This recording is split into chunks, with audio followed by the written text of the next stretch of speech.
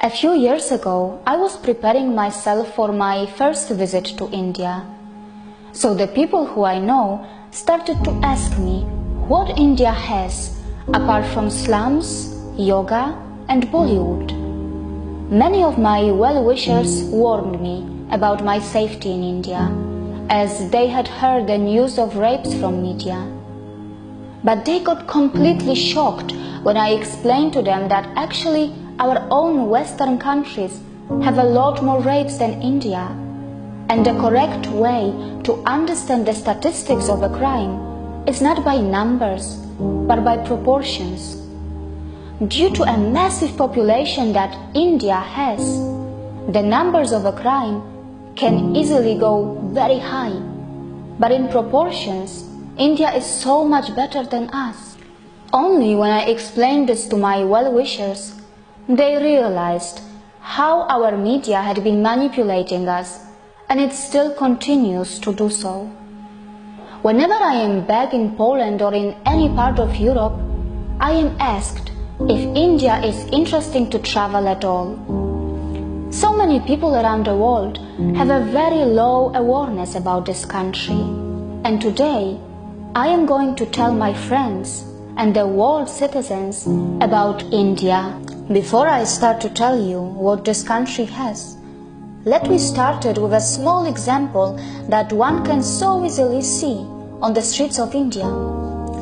We all know how an average poor man in Europe finds it nearly impossible to take his family out to the cinemas, entertainment parks, or for a dinner, because they all cost a lot of money. In Europe, for a person on a very low budget, buying new clothes or traveling out of the city with their family is probably a dream that unfortunately never comes true. The truth is that for most of the people in Europe who have less money, eating out is mostly restricted to kebabs or just buying a bread from a supermarket, because the lifestyle in Europe is such that there are just not too many options for a poor. But in India, there are cinemas, entertainment parks, restaurants and markets that are not just for the elite and the middle class, but also for those who are on a very low budget. In India, a poor can also buy new clothes or gifts for his loved ones, because there are so many affordable markets that are well within their reach. In India, a poor person who has a very low budget can also afford to dine out with family to enjoy those joyful family moments. And trust me, in such affordable markets, they are also selling exotic Chinese food or even an Italian pasta. How many poors in Europe can afford exotic multi-cuisine meals or a travel within their country in trains or buses? In India, there are just so many types of options and lifestyles which come in all kinds of budgets. A full meal starts from 10 rupees and can go as high as anywhere else in the world. There are multiple price categories in buses, trains, its cinemas, and in everything else to suit everybody's budget. And just to let you know, all these businesses make profits too.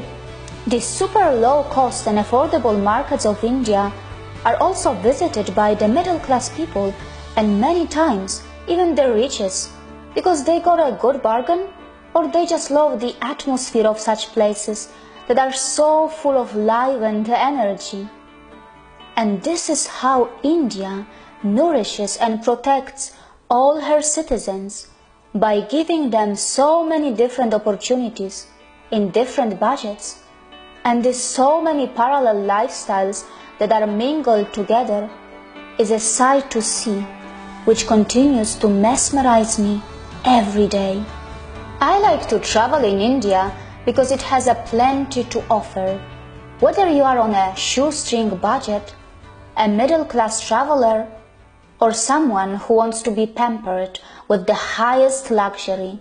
Whether you are a tourist, a professional, a spirituality seeker, or someone who wants to be benefited by India's medical tourism, this country welcomes everyone without any prejudice, from its salt flats to its rainforest, from its pristine islands to its volcanoes, from its cold desert of Ladakh to its great Thar desert of Rajasthan and Gujarat, from its rich jungle safaris to its mysterious ancient tribes who continue their story even today. India can literally overwhelm you.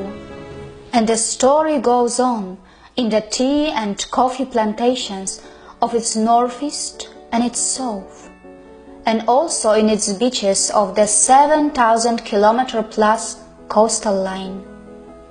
Feel the intensity of the famous Chadar trek in the mighty Himalayas, or see how the life manifests in the freezing temperatures of Tawang, or simply admire its hundreds of waterfalls